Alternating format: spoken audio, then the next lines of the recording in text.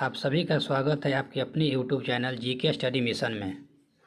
तो आज है 15 नवंबर और 15 नवंबर के जितने भी महत्वपूर्ण क्वेश्चन बनते हैं उसका हम लोग डिस्कशन करेंगे और साथ ही इसका स्टैटिक पोर्शन भी देखेंगे।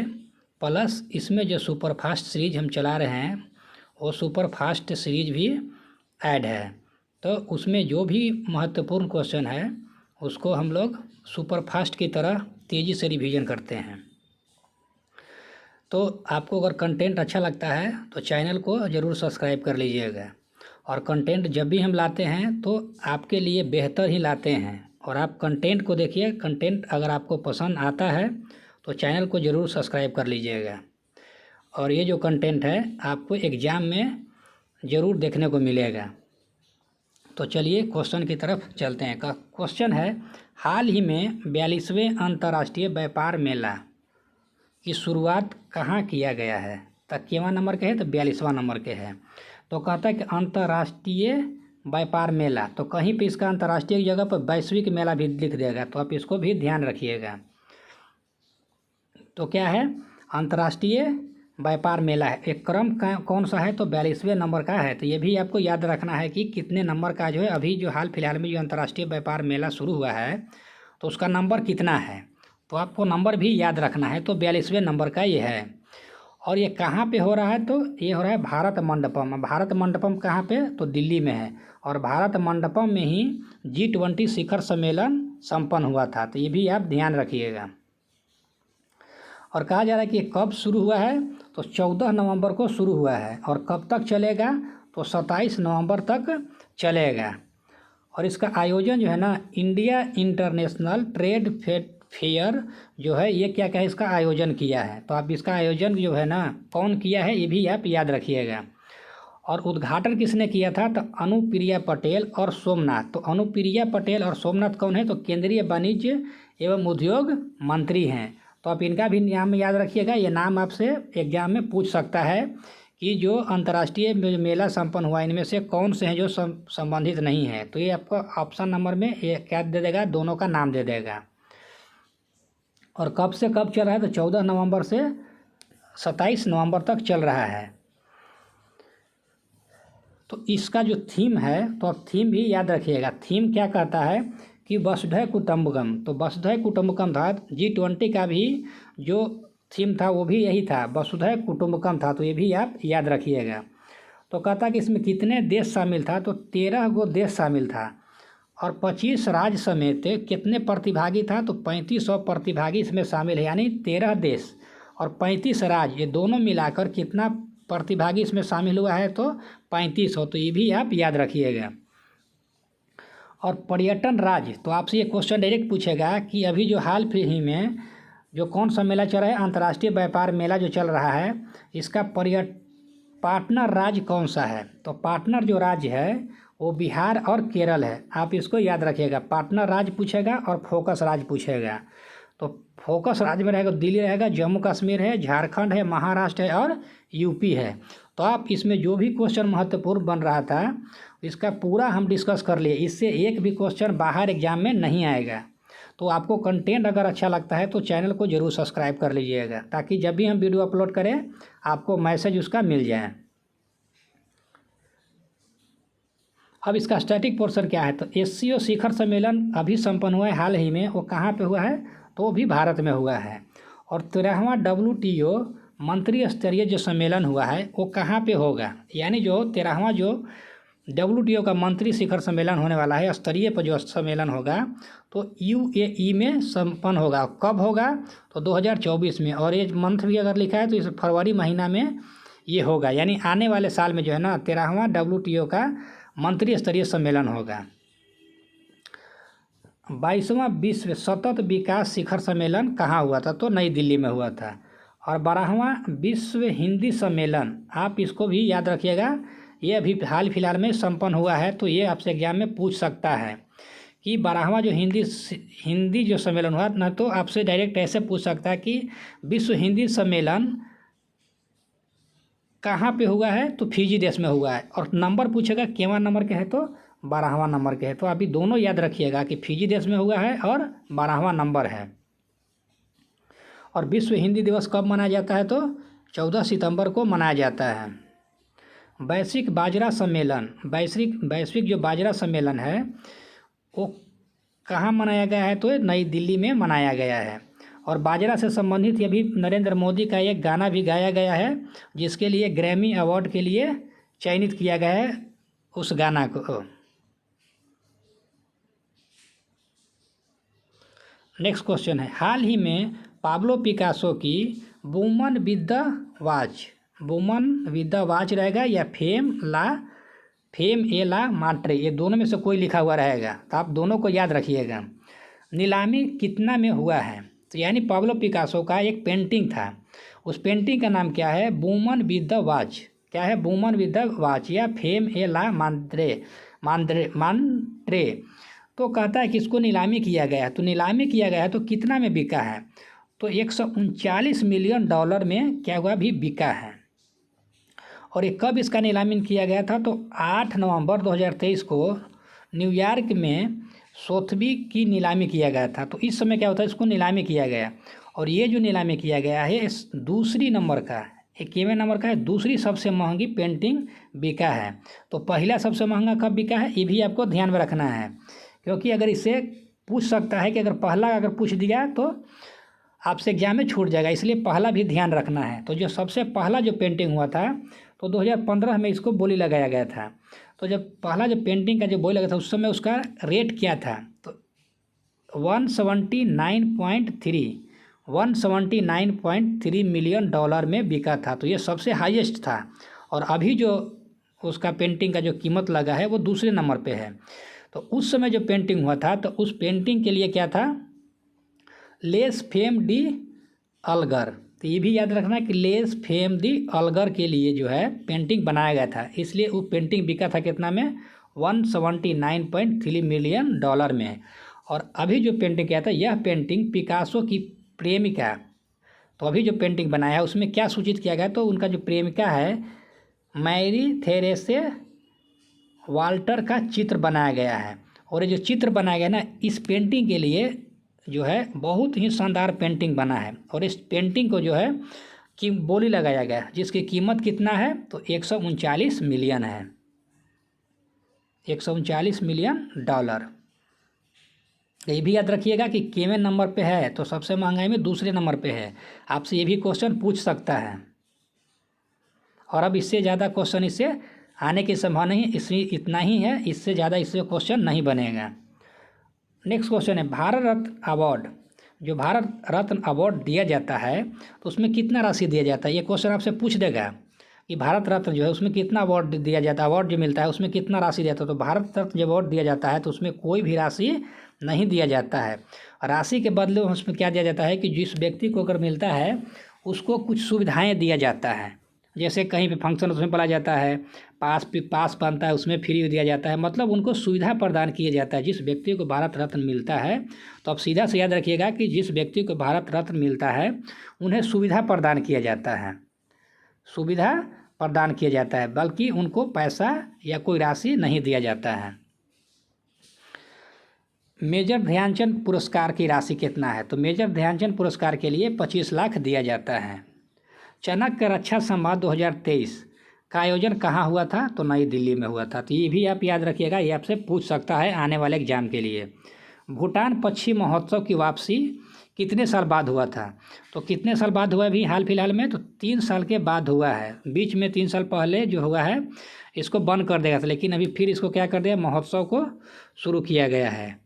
मोघरा योजना, मोघरा योजना कहाँ चलाया जा रहा है? तो मोघरा योजना जो है उड़ीसा में चलाया जा रहा है। तो किस लिए चलाया जा रहा है? तो आवास के लिए चलाया जा रहा है।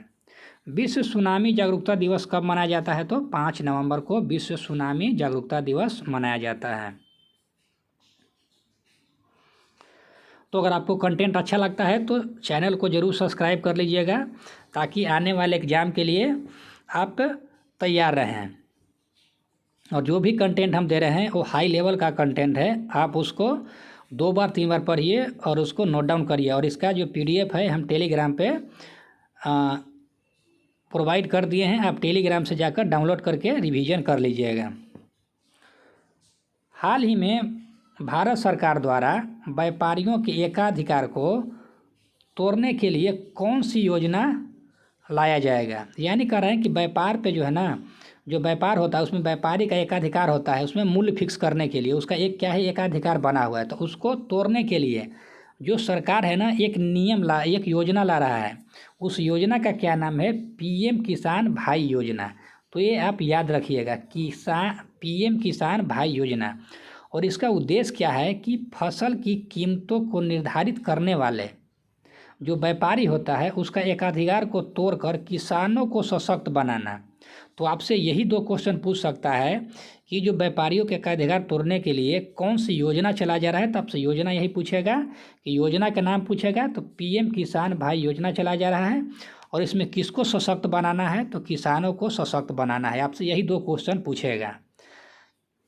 तो आप ये दोनों को कन्फर्म याद रखिएगा और आने वाले एग्जाम के लिए 99% चांस है कि ये क्वेश्चन आ सकता है। नेक्स्ट क्या कहते हैं, किसान क्रेडिट कार्ड। तो किसान क्रेडिट कार्ड जो बना था वो कब शुरू हुआ था, तो 1998-99 में इसकी शुरुआत किया गया था किसान क्रेडिट कार्ड। और किसान क्रेडिट कार्ड पर क्या दिया जाता था ना कि आप रसीद जमा कर दीजिए और उसके आधार पे आपका जितना एकड़ ज़मीन होता है उस आधार पे आपको कुछ लोन दिया जाता था ताकि आप खेती करें और खेती के बाद जो भी फ़ायदा होता है तो फ़ायदे के बाद आप जो बेचते हैं उससे उसकी क्रेडिट में जो भी पैसा आपका लोन रहता है उसको आप चुका सकें। इसलिए किसान क्रेडिट कार्ड दिया जाता था। तो इसकी शुरुआत 1998-99 में हुआ था। राष्ट्रीय किसान आयोग का गठन कब किया गया था, तो राष्ट्रीय किसान आयोग का गठन 2004 में किया गया था। केंद्रीय कृषि एवं किसान कल्याण मंत्री कौन है, तो नरेंद्र सिंह तोमर है। यानी केंद्रीय कृषि और किसान कल्याण मंत्री कौन है, तो नरेंद्र तोमर है। आप इसको भी याद रखिएगा। प्रधानमंत्री फसल बीमा योजना कब शुरू किया गया था, तो 2016 में शुरू किया गया था। प्रधानमंत्री कृषि सिंचाई योजना कब शुरू किया गया था, तो 2015 में। तो ये जो भी क्वेश्चन हम दे रहे हैं आप इसको 2 बार रिवीजन कर लीजिएगा ताकि आपको याद हो जाए। और इसका हम तो बार बार रिवीजन जो फास्ट जो सीरीज ला रहे हैं उसमें हम इसका रिवीजन करते रहेंगे ताकि आने वाले एग्जाम में जैसे ही आप क्वेश्चन देखें आप उसको ट्रिक लगा दें और लगाकर आप एग्जाम में सफल हो जाएं। इसीलिए हम इस तरह से कंटेंट ला रहे हैं ताकि आपका एक भी जो क्वेश्चन है ना छूटे। तो हाल ही में भारत और एडीबी क्या है, एशियन डेवलपमेंट बैंक है, इस शहरी बुनियादी ढांचे के विकास के लिए कितने का समझौता किया गया है। यानी भारत सरकार और एडीबी के बीच में एक समझौता किया गया है। तो $400 मिलियन का समझौता किया गया है। और इस समझौता जो किया गया है तो इस पैसे का उपयोग कहाँ करेंगे, तो इस पैसा का उपयोग करने के लिए जो कहा गया है कि उच्च गुणवत्ता वाले शहरी बुनियादी ढांचे विकास करना है। यानी आप इससे पूछ सकता है कि अभी जो हाल फिलहाल में भारत और एडीबी बैंक के बीच में जो समझौता हुआ है तो उसका क्या उद्देश्य है, तो शहरी बुनियादी ढांचे को विकास के लिए और कैसे के तो उच्च गुणवत्ता के लिए। तो आप ये भी याद रखिएगा कि उच्च गुणवत्ता के लिए ये जो समझौता किया गया है। तो एडीबी का फुल फॉर्म आपसे पूछ सकता है तो एशियन डेवलपमेंट बैंक होता है। और इसकी स्थापना कब किया गया था, तो 19 दिसंबर 1966 ईस्वी की स्थापना होता किसका, एडीबी बैंक की। और इसका हेडक्वार्टर कहाँ है, तो मनीला में है। इसके अभी जो अध्यक्ष हैं वो कौन है, तो मसद सुगहू आसावाका जो हैं ये इसका अभी अध्यक्ष है। किसका, तो एडीबी बैंक के। वर्ल्ड बैंक के भी अध्यक्ष कौन है, तो अजय बंगा जो हैं अभी वर्ल्ड बैंक के अध्यक्ष हैं। तो आप ये जो क्वेश्चन है ना, इस क्वेश्चन से आप 2 चीज़ याद रखिएगा मुख्य रूप से। कितने डॉलर का हुआ है, तो डॉलर तो आपको याद ही रखना है, $400 मिलियन का। और ये जो गुणवत्ता है ना, उच्च गुणवत्ता, ये याद रखिएगा। और उच्च गुणवत्ता वाले शहरी को विकास करने के लिए ये आप इससे 2-3 क्वेश्चन आपको महत्वपूर्ण बनता है, आप इसको आप याद रखिएगा। वर्ल्ड बैंक के अजय बंगा अध्यक्ष हैं। और एसबीआई बैंक के अध्यक्ष कौन है, तो दिनेश कुमार खारा जो हैं एसबीआई के अध्यक्ष हैं। और रेलवे बोर्ड के अभी अध्यक्ष कौन बने हैं, तो जया वर्मा सिन्हा बने हैं। तो ये आपसे रेलवे के लिए एग्जाम में ये पूछ सकता है। नेक्स्ट क्वेश्चन है, किस केंद्रीय मंत्रालय ने डिजिटल विज्ञापन नीति 2023 जारी किया है। क्या है, डिजिटल विज्ञापन नीति 2023 जारी किया है। तो डिजिटल के लिए सब चीज़ जो है वो कौन जारी करता है, तो सूचना एवं प्रसारण मंत्रालय के थ्रू क्या होता है, ये जारी होता है। तो इस बार का इसका क्या उद्देश्य रखा गया है, तो उद्देश्य क्या है ना, डिजिटल मीडिया क्षेत्र में अभियान चलाने के लिए केंद्रीय संचार ब्यूरो को सशक्त बनाना है। तो आप यही रखिएगा याद कि केंद्रीय जो संचार ब्यूरो है उसको क्या करना है, सशक्त बनाने के लिए ये जो है विज्ञापन जारी किया गया है। तो ये कौन जारी कर रहा है, तो आपसे ये पूछ सकता है कि जो डिजिटल विज्ञापन नीति 2023 को जारी किया गया तो किस मंत्रालय के द्वारा, तो सूचना और प्रसारण मंत्रालय के द्वारा। तो सूचना और प्रसारण मंत्रालय के मंत्री कौन हैं, तो अनुराग ठाकुर जी हैं। और जब बना था तो इसका प्रथम मंत्री कौन थे, तो सरदार वल्लभ भाई पटेल थे। और केंद्रीय सूचना प्रसारण मंत्रालय जो है इसका स्थापना कब किया गया था, तो 15 अगस्त 1947 को, यानी जब भारत आज़ाद हुआ था तो उसी समय इसका भी स्थापना हो गया था। WHO ने अपने टीबी सलाहकार समूह में शामिल किया है। तो जो WHO है तो कहता है कि टीबी सलाहकार समूह में किसको शामिल किया है, तो सारंग देव को यह क्या किया है, शामिल किया है। तो आप इसको याद रखिएगा क्योंकि ये आपसे क्वेश्चन एग्जाम में सीधी पूछेगा। नीति आयोग के उपाध्यक्ष कौन है, तो सुमन के बेरी जो है नीति आयोग के उपाध्यक्ष हैं। और अध्यक्ष कौन होते हैं, तो हमारे प्रधानमंत्री जी होते हैं, नीति आयोग के अध्यक्ष होते हैं। CBSE ने अपना नया प्रशासनिक कार्यालय खोलने का प्रस्ताव लाया, तो कहाँ पे वो खोलेगा, तो UAE के अंदर जो है ये अपना नया कार्यालय, और वो कैसा कार्यालय खोलेगा, तो प्रशासनिक कार्यालय खोलेगा। तो ये भी आप ध्यान रखिएगा। G20 का जो G20 भी जो हुआ है कहाँ पे हुआ है, तो भारत मंडपम में हुआ है। तो G20 का हेडक्वार्टर कहाँ पे है, तो ब्रुसेल्स में। ब्रुसेल्स कहाँ है, तो बेल्जियम में है। तो आज इतना ही करेंट अफेयर है। और इसका जो सुपर फास्ट सीरीज है, तो सुपर फास्ट सीरीज में हम तेज़ी से इसका रिवीजन करेंगे। और इसमें जितने भी महत्वपूर्ण क्वेश्चन हैं वो आपसे जैसे क्वेश्चन में हम बनाए हैं वैसे ही आपसे एग्जाम में डायरेक्ट पूछेगा, लेकिन आपको उस वहाँ पे ऑप्शन के थ्रू दिया जाएगा। तो आप इसको मिस मत कीजिएगा। और जितना भी हम सुपर सीरीज चला रहे हैं आप उसको रिवीजन करते रहिएगा, ताकि आपको आने वाले एग्ज़ाम में जो भी क्वेश्चन पढ़ें आपको ईजी लगे। तो क्वेश्चन है, हाल ही में किस देश ने बिली जीन किंग कप का खिताब जीता है, तो किसने जीता है, तो कनाडा जीता है। आप ये याद रखिएगा, बिली जीन किंग कप किसने जीता है, तो कनाडा ने जीता है। हाल ही में 10वीं आसियान रक्षा मंत्रियों की बैठक कहाँ आयोजित हुआ है, तो आयोजित है जकार्ता में आयोजित हुआ है। पूर्व क्रिकेटर से अभी जो संन्यास ले लिया, बायोपिक उनका है 800 रिलीज हुआ है, वो किनका है, तो मुथैया मुरलीधरन का है। हाल ही में भारत ओपेक ऊर्जा वार्ता की 6ठी बैठक कहाँ आयोजित की गई है, तो किसके लिए है, ओपेक के लिए है। तो ओपेक ऊर्जा के वार्ता हुआ है तो कहाँ पे हुआ है, तो ऑस्ट्रिया में हुआ है। कोरोनेशन फूड प्रोजेक्ट जो है, जो खबरों में था, वो किस देश से संबंधित है, तो ये UK से संबंधित है, यूनाइटेड किंगडम से। अमेरिका के किस शहर में दिवाली पर स्कूलों में पहली बार, ये भी याद है कब है, पहली बार सार्वजनिक अवकाश घोषित किया गया है, तो किस शहर में घोषित किया गया है, तो न्यूयॉर्क शहर में जो सार्वजनिक अवकाश घोषित किया गया है। Second world local production forum का आयोजन कहाँ किया जा रहा है, तो हेग में किया जा रहा है। दुनिया का सबसे लंबे समय तक शासन करने वाली महिला प्रमुख कौन बनी है, तो ये बनी है शेख हसीना।